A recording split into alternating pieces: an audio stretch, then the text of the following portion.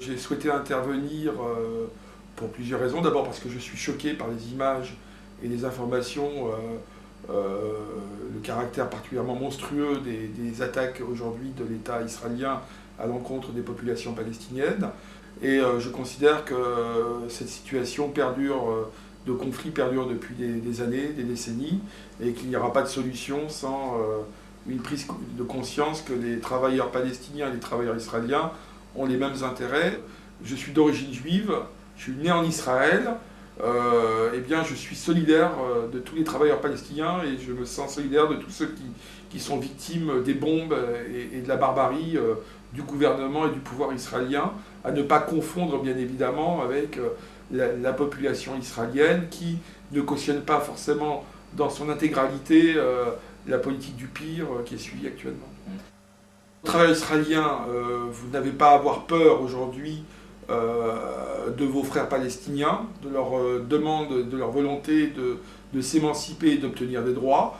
Vous avez plus à avoir peur de la politique aventuriste du gouvernement israélien, de tous les gouvernements israéliens qui se sont succédés jusqu'à présent et qui ont toujours mené finalement ce pays-là à une situation de guerre permanente, avec des contraintes très fortes, des gens qui sont contraints d'être sous les drapeaux de façon récurrente et régulière, mobilisables à tout moment, de vivre dans la peur, dans l'insécurité la plus totale.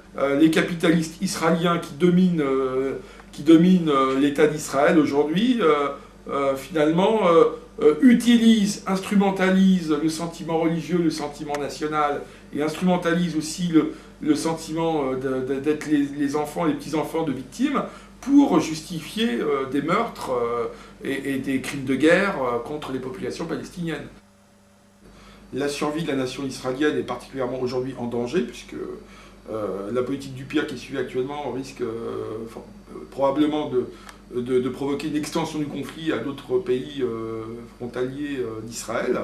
Et tout le monde pense bien évidemment au Liban, à l'Iran, etc. Donc à partir du moment où vous avez une petite minorité de la population qui n'a que pour religion en réalité la recherche maximum du plus grand profit, eh bien ça mène forcément à des guerres de rapine et à des guerres entre États capitalistes qui conduisent aux catastrophes.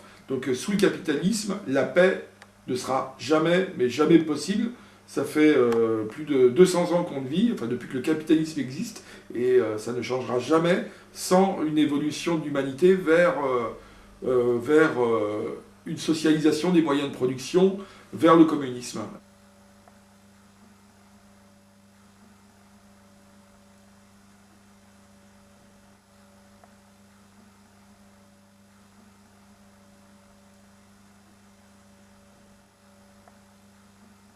Arabes, israéliens, prolétaires, unissons-nous contre nos bourgeoisies respectives pour imposer la paix.